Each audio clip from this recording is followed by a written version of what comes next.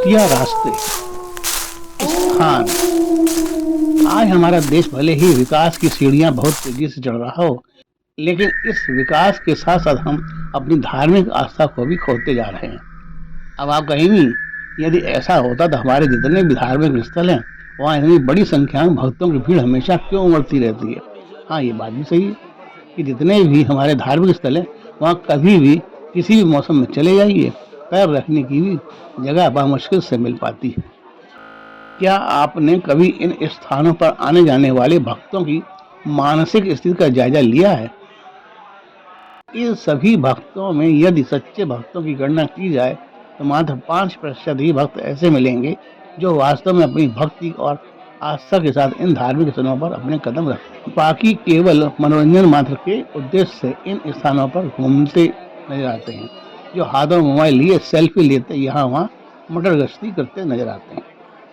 खैर, हमारा आशय किसी की बुराई करना या किसी की मजाक उड़ाना नहीं है। हमारा उद्देश्य तो उन रास्तों को उजागर करना है जिनके जरिए हमारे घरों में भूत प्रेतों का आगमन होने लगता है।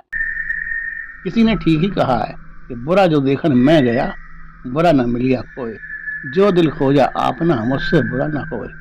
यानी हम ईश्वर को पाने या देखने के लिए दुनिया के कोने कोने में चले जाते हैं, लेकिन अपने घर में कभी ईश्वर का नाम तक नहीं लेते, ना ही अपने घर में ईश्वर को कोई स्थान ही देते हैं और उम्मीद करते हैं कि ईश्वर हम पर अपनी कृपा बनाए रखेंगे।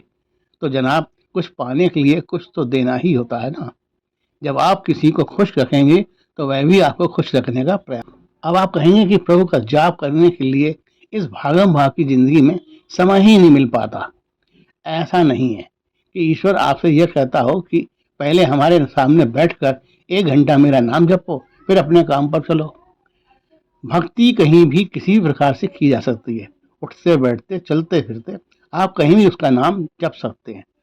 आप जब भी किसी का नाम बार बार लेंगे तो निश्चित ही एक ना एक दिन वह आपकी समस्याओं को जरूर सुनेगा और उनसे उबरने का रास्ता भी बताएगा। बस आपको और क्या चाहिए?